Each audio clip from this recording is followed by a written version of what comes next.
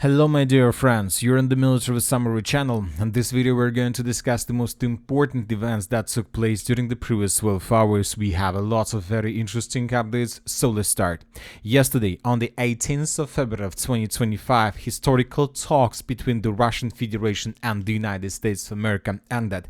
And those negotiations, those talks were pretty good according to both the Russians and the United States of America.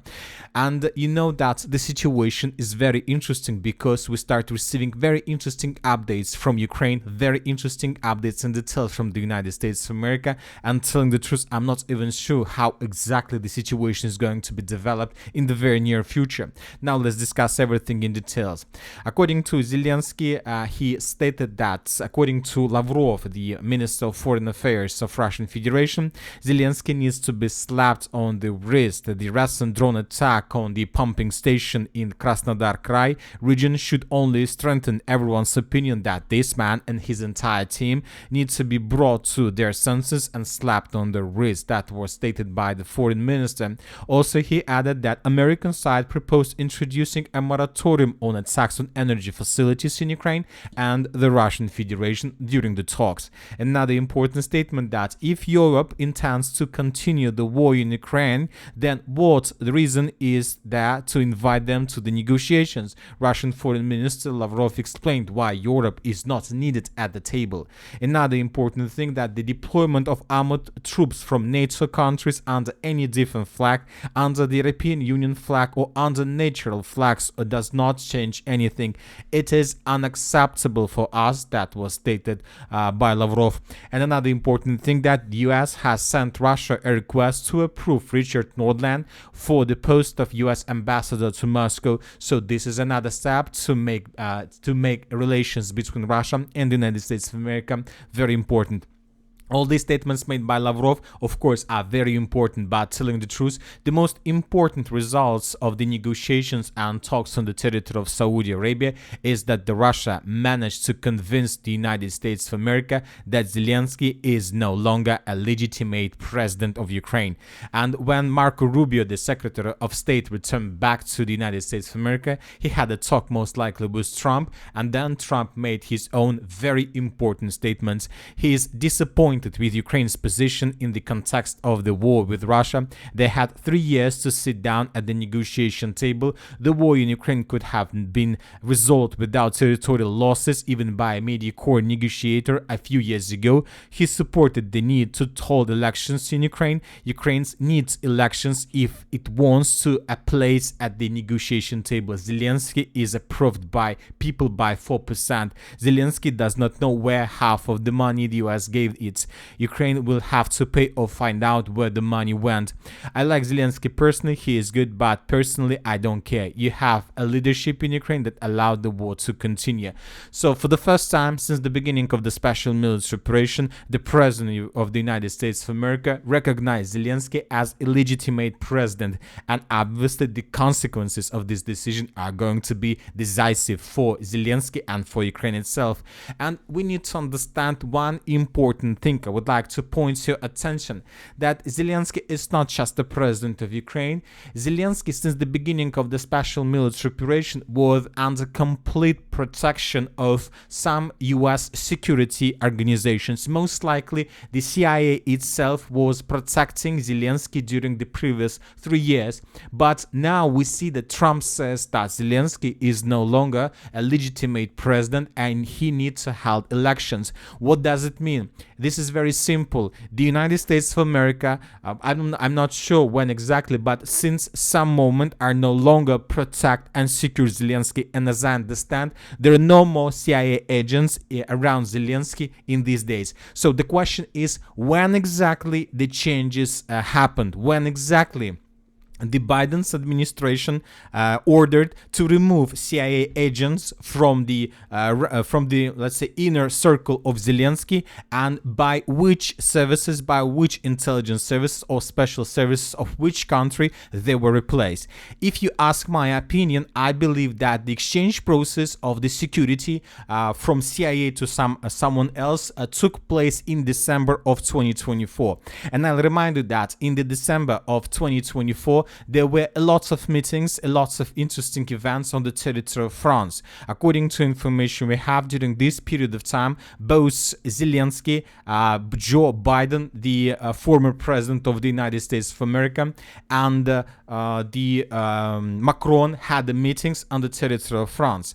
And we have reports that there were lots of talks. They were discussing the future of Ukraine, but something tells me that exactly during this period, during these meetings in December of 2024, the security of Zelensky was changed, was replaced. The CIA agents was replaced by the agents of some special forces of France.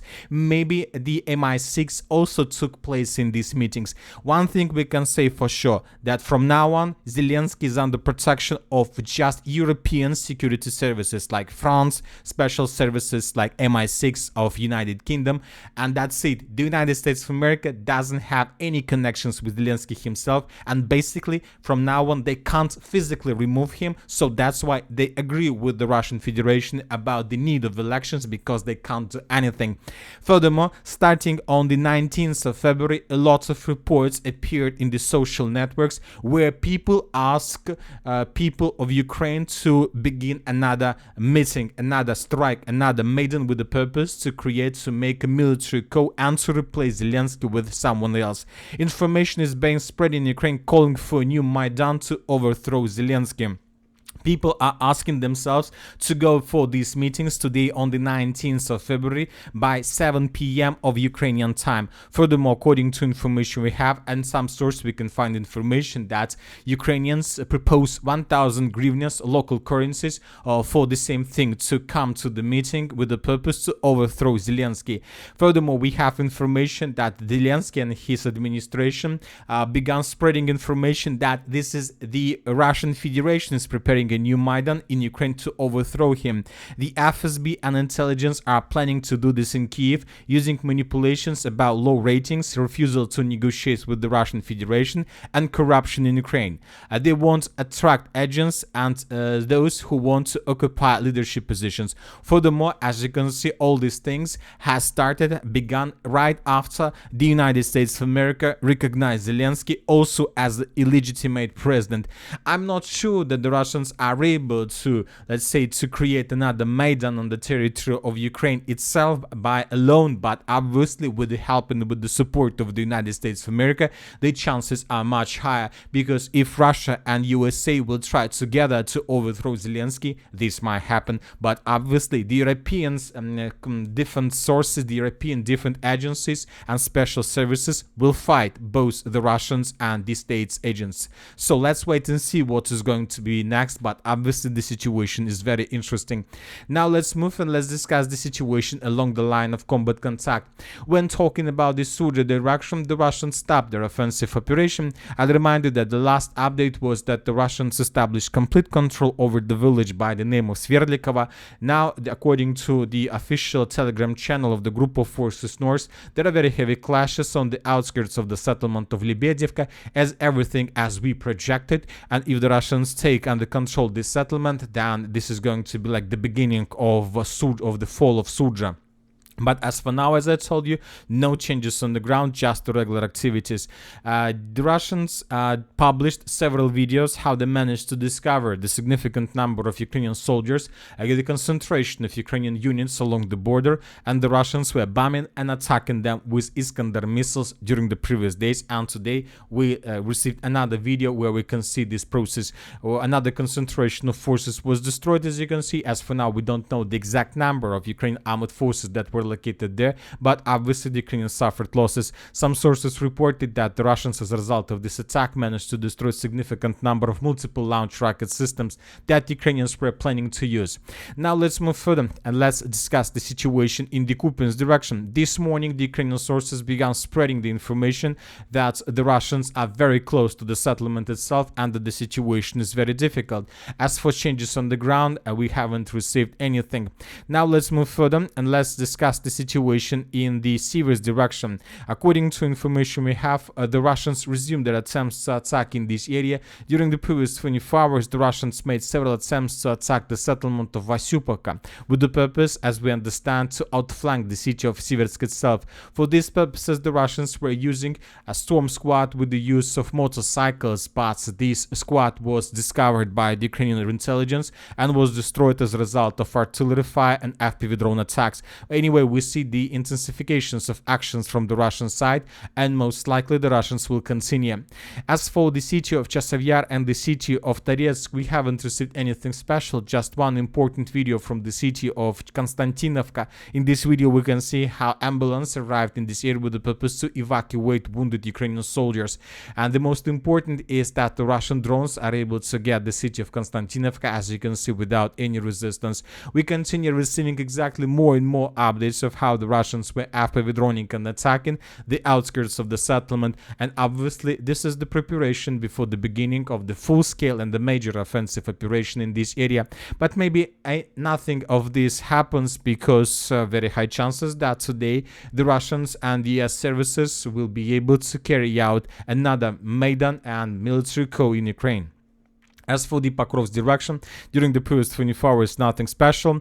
And let's discuss the situation in the Kurakhova direction, or Bogatyr direction. According to information we have, during the previous night, the Russians managed to secure the settlement of Volakli completely. And there are still several pockets of resistance, but the Russians are saying that Ukrainians prefer to surrender and to save their lives. And the same information was confirmed by pro-Ukrainian sources as well. The Ukrainians reported that unfortunately, not everyone left Ulakli. There are dead and prisoners that could have been prevented if they ordered to leave the back and been given in time. So this is the situation in this area. As for the Velika Novoselovka direction, we continue receiving reports that the Russians attacked the company stronghold to the northwest of Velika Novoselovka. There are very heavy clashes exactly for this area. Furthermore, we got first geolocations that confirm additional progress on the ground of the armed force of Russian Federation on the territory of the settlement of Nova Cheritovata. I'll remind you that this territory, the territory of this settlement, was colored as a contested area, probably at the first day, during the first day of Russian offensive operation. This information was provided us by pro-Ukrainian sources, and today, so we first time we adjusted this map on the 16th of February, and today on the 19th of February we got the first video and first geolocation that confirm the real Russian presence on the territory of this village. So based on this video we have adjusted the map in the Russian favor. And that's it for the short video. Military Summary channel reminds to condemn any violence in the world. Thank you for watching. Subscribe to my channel, put your likes, join my Patreon, and have a good day. Bye bye.